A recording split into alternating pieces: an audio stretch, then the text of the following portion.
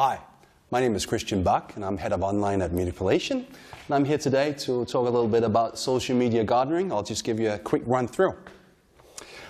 In this small feature, we will be focusing on Facebook. Not that that is social media gardening in entirety, but it will be the focus for today.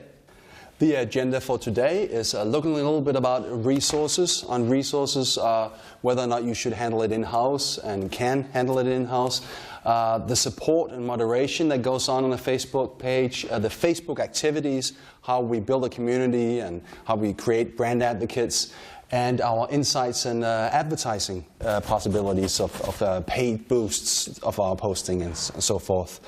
So, what is social media gardening, and should you or should you not handle it in-house? Well, to answer that question, we first have to start with figuring out what does the work include.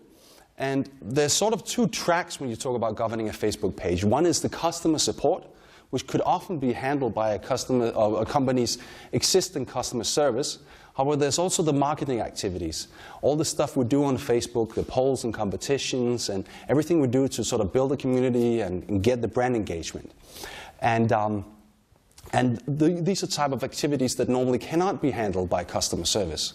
So you could put the whole setup and let someone from marketing do it. However, that would mean that they have to dedicate the entire day to doing this, simply because of the response time. Now, it's really, really important if you want to benefit from being on Facebook. You need to, of course, you want to signal openness. You want to signal that you're in dialogue with your users and customers. And the way to do this is simply to respond fast. I mean, you need, if you want to turn a negative story to something positive, you want to give someone a good impression that you're on the ball, that you react immediately if they have a question or concern about a product, then response time is always crucial. No matter what the rest of your approach is, whether you're very active or very little active, you need to respond quickly. So that basically prevents the employee being responsible for the social media gardening from leaving his or her desk. That means no going to meetings or seminars or anything like that, because you need to constantly monitor the Facebook page. However, the combined work that you put into the Facebook page may only be half an hour a day, or an hour or 2 hours, depending on the size of your company and the ambition level. So it can be very expensive to have someone tied to only doing this all day. And this is where social media gardeners come into play, because basically what they do is monitor social media pages for companies all day long anyway. So they are able to monitor it on a continuous basis and still only end up billing the client for basically the 1 or 2 hours combined. There's more than one reason, of course, to use a social media gardener outside your own company. And one of the other things that social media got to do is, of course, the planning, the reporting, the planning of what posts, when to post and stuff like that. And of course, the reports of what worked, what didn't work, the key numbers crunched down every week. There's also the keeping up to date with Facebook algorithms. That means how do we get as high a reach as possible? I will return to what reach is in a moment. And the regulations and the different layouts and opportunities and limitations that Facebook continues to provide, as social media gardeners do nothing else but optimize sort of the client's presence with their Facebook page. They have some advantage here. And of course, in the end, analyzing data, segmenting insights, paid versus organic reach, and so forth. This is something that the social media garden also deals with all day long. And with more than one client, maybe have some insights that the marketing department would have to invest a lot in to gain themselves. Customer support. Here we are talking about establishing contact to the product managers, first of all, and establishing guidelines for moderation, which is basically a tone of voice. So we need to, if you're, for example, Sony, and you have a range of products, then you'll have different product managers. Someone is responsible for the hi-fi, and someone else maybe for kitchen utilities, and so on and so forth. And the social media gardener needs to know which people to contact, depending on what questions lands on the Facebook page. And there needs to be sort of guidelines. Often we respond immediately to the user, saying we'll get right back to you, thank you for your question.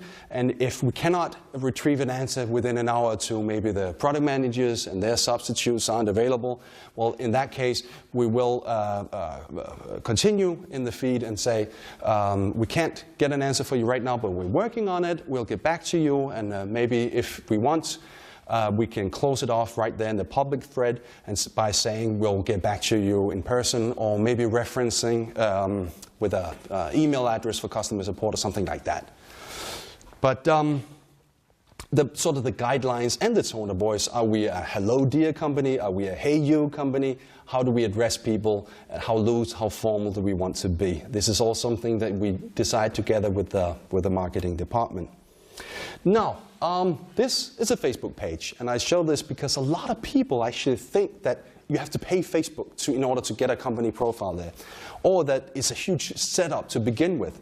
But actually, neither is true. It takes about 15 minutes to go on Facebook. All you need to do really is put up a cover photo, a profile picture, write your name and a little bit about yourself, and there you go. You're all set. Now, this is a typical Facebook page. It's all from a template, so they all look alike. There's nothing really a lot you can do with it. Here you have your user comments, our posts over there, and our tabs numbers of likes and so on. Now, the timeline is something relatively new. It came out last year, the beginning of last year, I do believe. And what it does is that it gives you a possibility of promoting your company's history by simply adding milestones and even reaching back centuries if you have a long company history, and putting that into play, which can be sort of hard to do on other media. So once you have your Facebook page set up, Facebook activities is, of course, the next step. Now, this is very important because posting is how we communicate to our fan page. And now, an average reach of a post is 16%. That means that if you do have 100 fans, then a post from you will average end up in about 16 of your users' newsfeed. So, and that's average. It could be a lot less, it could be a lot higher, depending on how you do and how your affinity is with your users. But out of these 16%, only 1% end up on your page, typically speaking again. So the battle for not only attention but engagement is in the user's newsfeed. That's where we are. And that's where we have to be if we want shares, if you want likes, if you want comments. The newsfeed is very important. So of course, the page is important in itself, but once we get that like, once we're communicating with our fan, then most of it will be via the newsfeed. So it's very important that we do these right. And now the algorithm for Facebook is secret. Hopefully Facebook knows it, but no one else does. So what we can do is we can look at how do we create engagement via relevance. I mean, there are some pointers that seem to be true every time. One of them is see your posts as small newsletters. Be specific. Have short posts, so they also show up in their entirety on mobile phones. And vary the content of your posts. Algorithm, as I said, is secret, but if you are clear and to the point, you're relevant, and you're varied in your posts, then you should be able to create a much higher affinity with your users than if you just go on posting the same type of posts every time with the same type of content. Now, there are a lot of different activities. So it's not, when I say vary a post, it's not just this, you talk about your new TV, and then next week you'll talk about a new telephone or something like that. It's also the kind of post, how we work with it, that should be varied. There's a lot of different types of posts. This is just a select few. You can have guess the product, you can have polls and questions, competitions, share if you agree, or like if you like, like if you agree, or comment if you also think that, etc. And of course, you can communicate deals on your Facebook posts as well. Product launches, reviews, and infos can be communicated as well. But the point is that don't just communicate deals, because if you do, then you'll have content that you feel that is important for you as a company to show to your users because you do want to generate sales. But the problem is that they're not very engaging. There's no call to action. So even if the impression is relevant to some part of your community, you'll have very little engagement. Now, very little engagement means very little infinity. And what I mean by engagement is like, shares, and comments. So, and if you have very little affinity, then you'll show up in less users' posts, wall feeds, sorry. So in the news feed of a particular user, you'll decrease the chance of being present there when you do your own post. Basically, this could lead to you having 100,000 fans perhaps, but only communicating to 100 of them. So what you really want to do is create an affinity, and you can do that by not just being very product specific, but doing something that could share a set of core values. It could even be thank God it's Friday, or spring is coming, or something else that is a non-commitment from the user. They can click like because it's a general truth and it makes them feel happy. Instead of saying, oh, I do really enjoy your new laptop that has that fast processor, which it takes a lot more for them to engage with your post. So by doing these value posts, you create a high affinity. So in turn, once you have your product promos, more people will simply see it.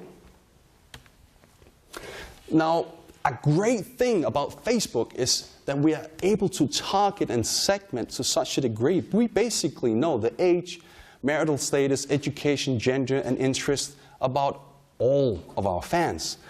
That, of course, gives us unique possibilities to create relevant content. So if we try to, we can actually really have a very relevant feed, have a high engagement that way. And as we just talked about, the higher the engagement, the more people we reach. Paid reach is also something that can be very useful. Paid reach is when we talk about posting, we can talk about a post being organic or a post being paid.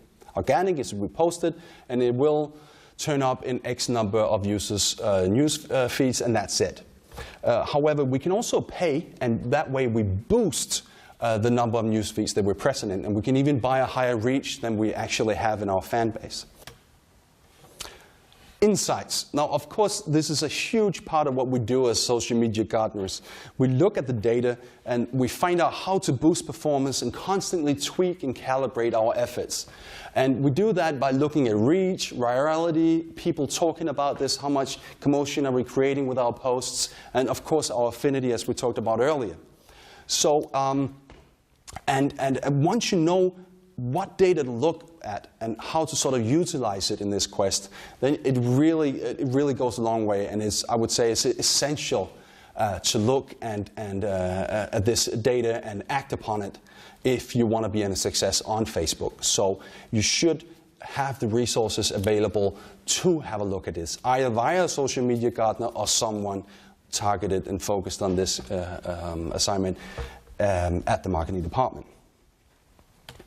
Now, how do social media gardeners actually work with the marketing department? Well, basically, I mean, it's a continuous dialogue, but basically you say there's a report that measures engagement is delivered, for example, every other week, where you have all the posts, when they're posted, what time of day, what's the product, what's the kind of post, and how did it perform, so everyone knows exactly where are we on our product launches, our promos, our affinity creating posts, and so on and so forth. And we also make a plan, and that's how are we going to post. And we often work with color categorizing it, simply because that way we make sure, and everyone's make sure that it's top of mind, that we do a relevant posting. That means, and a varied posting. That means that we don't just have accidentally a lot of competitions in a row or too much product focus or stuff like that, because it is everyday work. So often that could happen unless you're very aware of it not happening. So we try to make a monthly plan where we sort of divide out all the different activities and make sure that they're varied from day to day or from week to week, depending on how often you feel the need to post and what you have to say. And that's that. A short run-through of social media gardening. I hope you found it interesting. My name is Bach, and thank you very much for watching.